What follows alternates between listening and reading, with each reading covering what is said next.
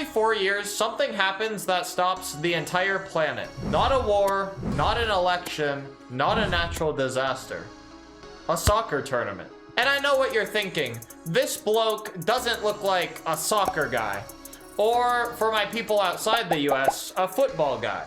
And you'd be right. But somehow, this thing gets me every single time. And I've been trying to figure out why. Fellas and fellettes, this is the World Cup. And since it's coming to America for the first time since 1994, I figured I should learn how to actually play. And if I can't score on my girlfriend from midfield before the video ends, I will have to watch every single one of the 104 World Cup matches and post an update video on each one. I got the wrong shoes on for this. Excuses, excuses. First attempt. What the? Oh. We'll come back to that. That's called a retention hack. Thanks, Mr. Beast. Now stick with me here. I grew up in Wyoming. Yeah, that place. And soccer here is not a huge thing. I wasn't friends with barely anyone who played it, almost nobody talked about it, and it just wasn't really part of my world at all. Then one day in the 5th grade, hot summer afternoon, school almost done for the year, I'm sitting in class, and through the window I can see our football field about half a mile away. And out of nowhere, Waka Waka starts blasting through the entire area. Shakira, full volume. And I had absolutely no idea what was happening or where it was coming from. But something about it just stuck with me. I listened to that song so much after that. And then that same year, we had a foreign exchange student in our class. The first and only one that I ever had in my entire school life. His name was Lucas, and he was from France. And Lucas was hype about the World Cup in a way that I had genuinely never seen anyone excited about anything ever. He talked about it constantly. He got me reading about it, watching clips, and actually caring about something that I had never once thought about before. Thinking back on it, it felt kind of like a dream. This random French kid showing up in Wyoming of all places and completely changing how I look at the world. Now let me put this into perspective for you. The World Cup started in 1930 in Uruguay. 13 teams, the entire tournament was played in one city. That's how it began. Kinda cute. But present day, we're at 48 teams, 104 matches, and 3 countries hosting it at the same time. And more than 200 countries enter qualifying. More countries are literally members of FIFA than members of the United Nations. For context, the UN has 193 member states and FIFA has 211. Football is literally more universal than world government. I mean, the 2022 final, Argentina versus France, pulled 1.5 billion, with a B, viewers. The Super Bowl that year got 115 million. The World Cup final had more viewers than roughly 13 Super Bowls combined. One singular game. And if that blew your mind, 2010 was even wilder. 3.2 billion people watched at least 1 minute of that tournament. Nearly half the entire Earth's population. And here's maybe my favorite detail. The winning team doesn't even get to keep the real trophy. The winners just get a gold-plated replica. You win the biggest tournament on the planet, and they hand you a fake trophy. It's incredible, really. All right, let's see how I'm doing again. Attempt number 2.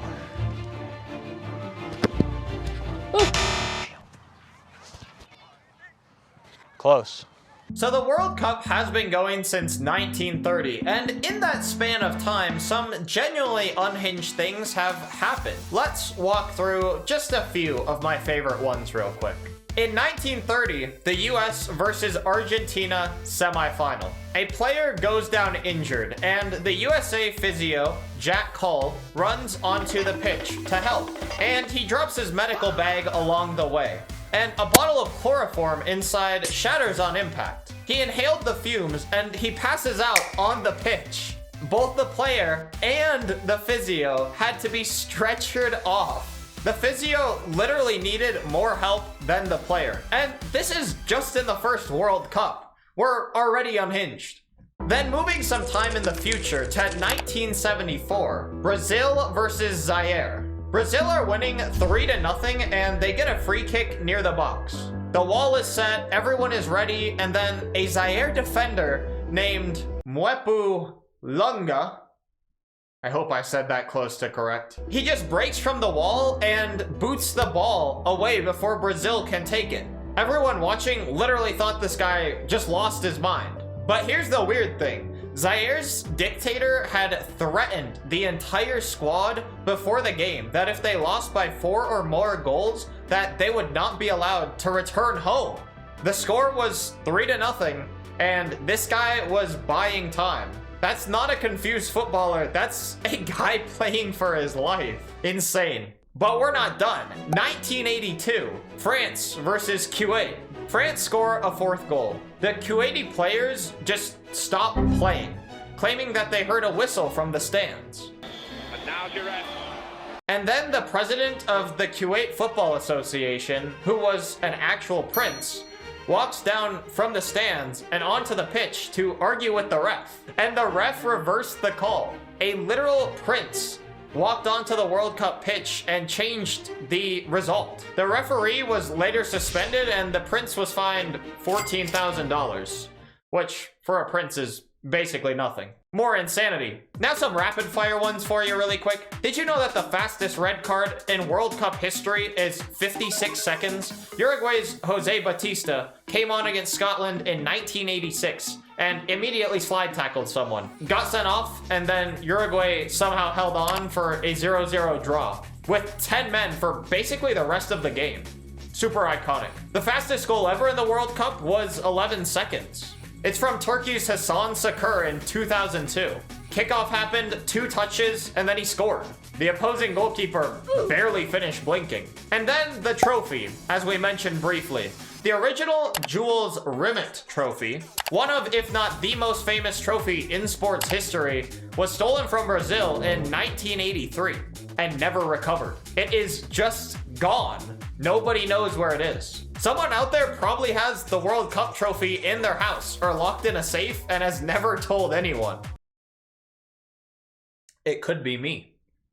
So we've talked about the scale and we've talked about the chaos, but none of that explains why people actually care so deeply about this tournament.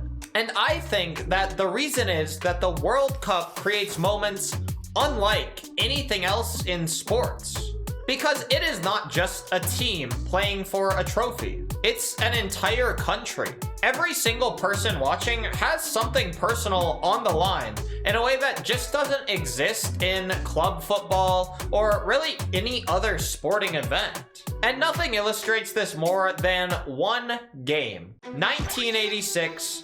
Argentina versus England. You have to understand the context. 4 years earlier, Argentina and England had fought a real war over the Falkland Islands. Hundreds of people died, and now here they are on a football pitch, and the entire world is watching. Maradona scores the first goal by punching the ball into the net with his fist. The referee does not see it, and the goal stands. But there's only one way he can beat him, and that's with the hand.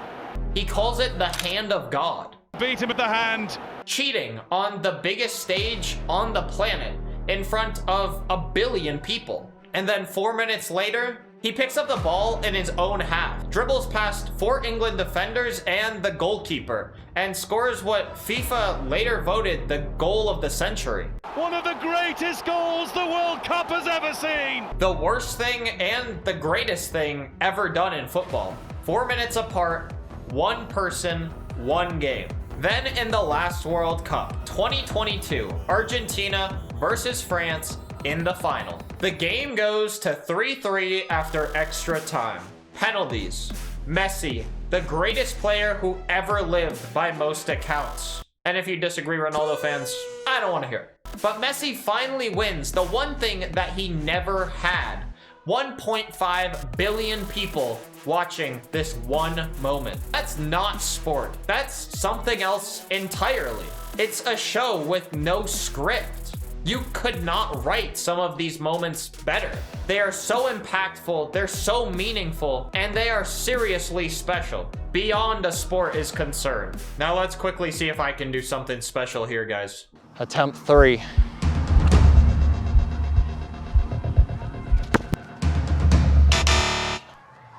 So close, man.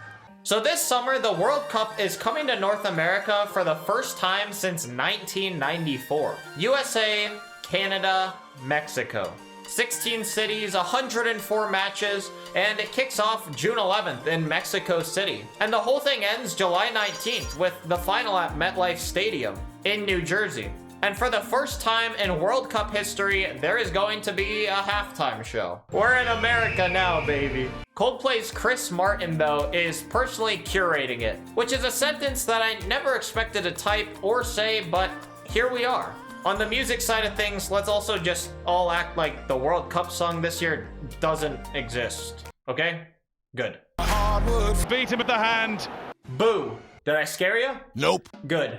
But anyways, editing John here. While I was actually editing this video, Shakira just released a World Cup anthem, which I guess maybe the World Cup thought the Jelly Roll song was not very good.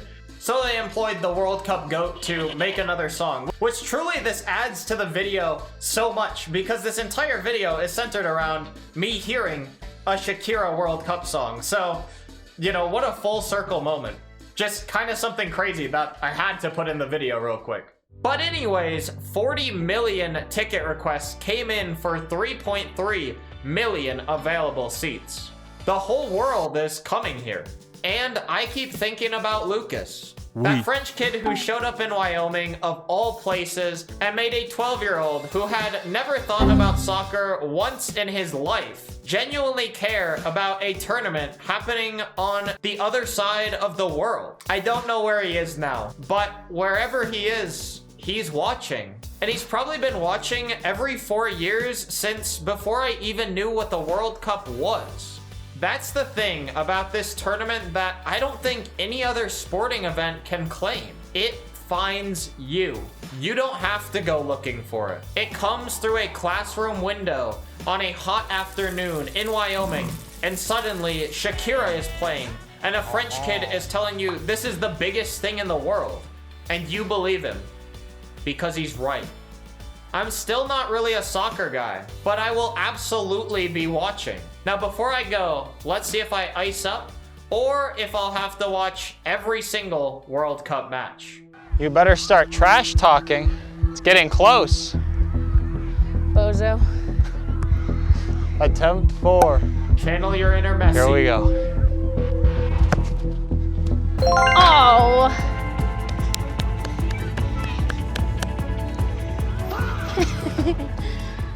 Did you even attempt to save that? I'm scared of balls. Beat him with the hand.